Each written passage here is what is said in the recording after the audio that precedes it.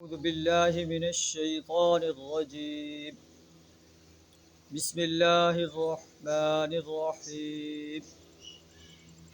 ومن أعرض عن ذكري فإن له معيشة ضنكا ونحشره يوم القيامة أعمى قال رب لم حشرتني أعمى وقد كنت بصيرا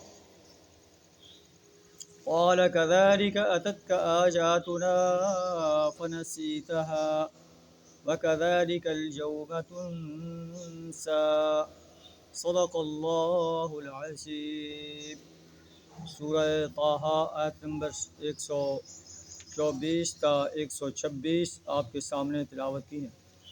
ان کا ترجمہ کچھ اس طرح ہے: ومن اعرض عن ذکری، اور جو شخص میرے ذکر سے، درس نصیحت سے اعراض کرے گا، فإن له معیشۃ ضنکا، اس کے لیے دنیا میں تنگ زندگی ہوگی، اس کی معیشت کو ہم تنگ کر دیں گے. ونحشرہ یوم القیامۃ اعمی، اور جب قیامت کا دن ہوگا تو ہم اسے اندھا کر کے اٹھائیں گے. وہ کہے گا رب لم حشرتنی اعمی وقد کنت بصیرا، اے میرے رب تو نے مجھے اندھا کر کے کیوں اٹھایا، میں تو دنیا کے اندر بصارت والا تھا.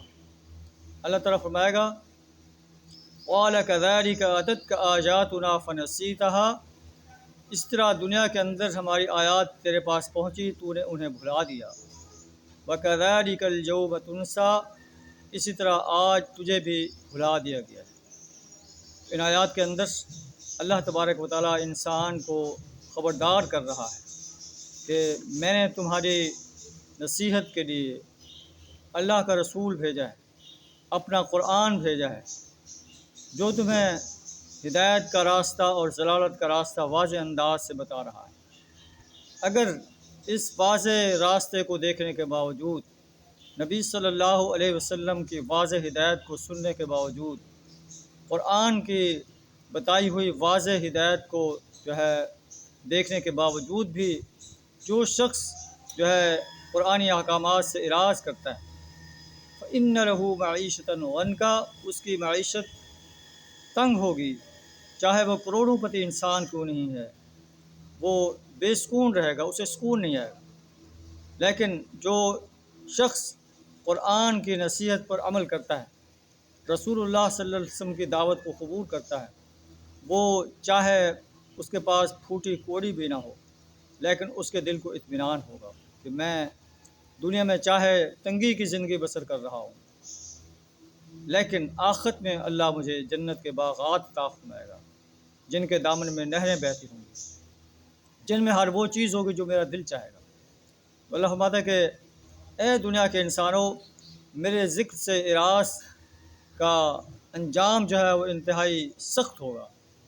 جو انسان دنیا کے اندر میرے ذکر سے اعراض کرتا ہے، میرے ذکر کو سننے سے اپنے کان بہرے کر لیتا ہے، میری دعوت کو قبول کرنے سے اپنی زبان کو گنگ کر لیتا ہے، اور بصارت کی آنکھوں سے میرے قرآن کو نہیں دیکھتا، قیامت کے دن وہ اندھا، بہرا اور گونگا اٹھایا جائے گا.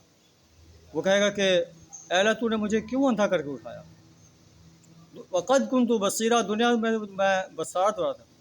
اللہ فرماتا ہے کہ دنیا کے اندر میری آیات تیرے پاس پہنچی، تو نے انہیں بھلا دیا، اسی طرح آج قیامت کے روز تجھے بھی بھلا دیا گیا ہے.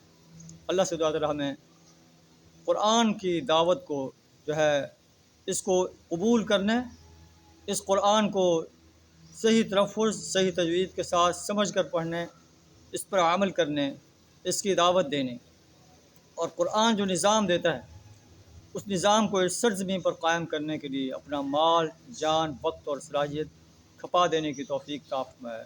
وآخر دعوانا الحمد للہ رب العالمین.